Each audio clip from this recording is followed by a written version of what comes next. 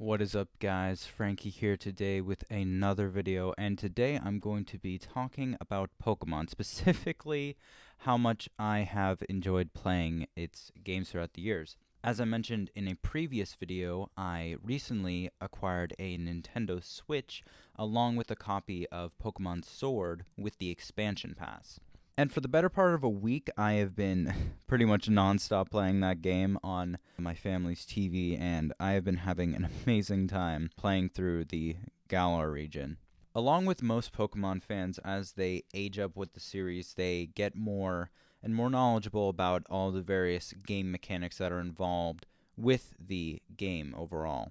Specifically, what I'm referring to is things like natures, IVs, EVs, all that kind of stuff.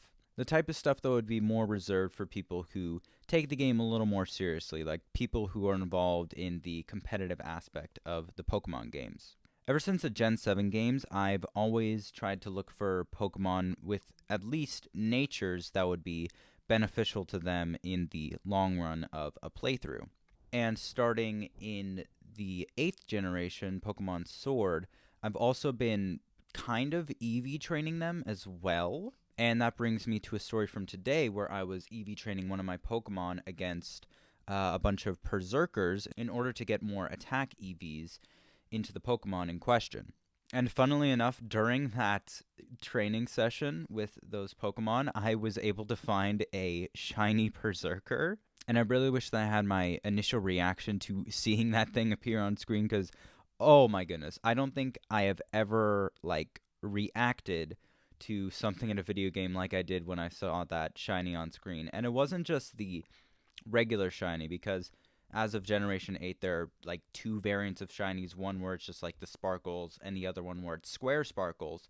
This one had square sparkles, from what I can remember, and there'll probably be like an image of it on screen right now, but oh my goodness, I was so hyped to see that thing after all of the Berserkers that I just annihilated in order to get the 3 or 4 whatever attack EVs that they give per knockout. Interestingly enough, the only other time that I have ever encountered a shiny at full odds was in the first generation of Pokemon that I played, Generation 4, in the Sinnoh region, and it was a shiny Fearow. And at the time, I didn't know anything about Pokemon in terms of its mechanics and all that, but I knew that there was something special about this Pokemon when it had those special sparkles that appeared when I first encountered it, and I was just like, frick it, catch it, why not?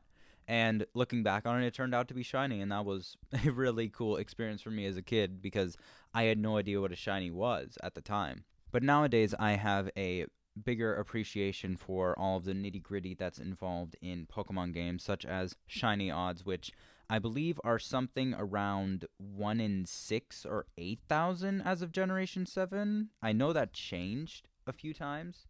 I don't know, but that story from today of me finding that shiny Berserker at full odds it just really showed me that, man, I really do like Pokemon. This isn't just something that I'm wasting my time with. This is something that I genuinely enjoy doing and playing.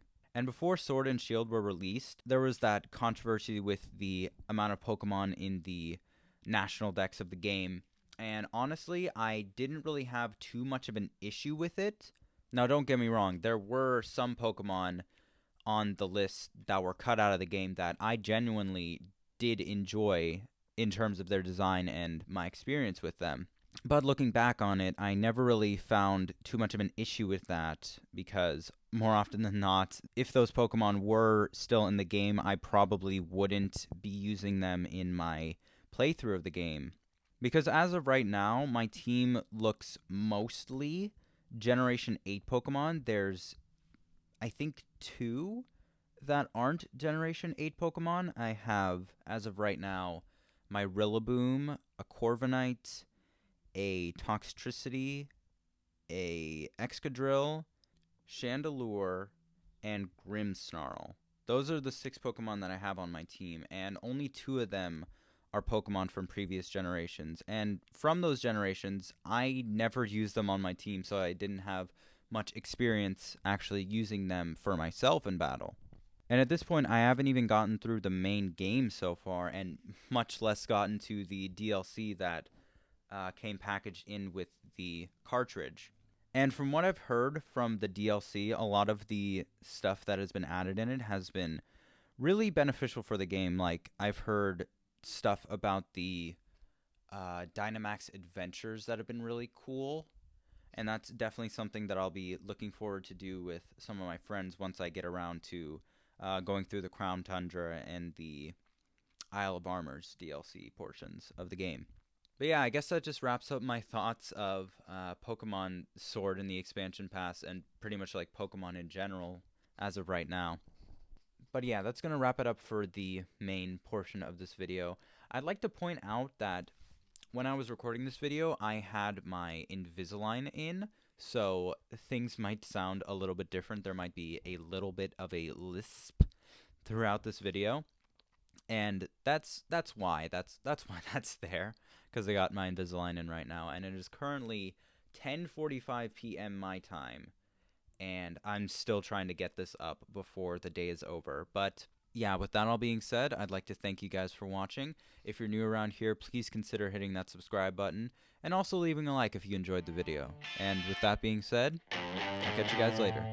Peace.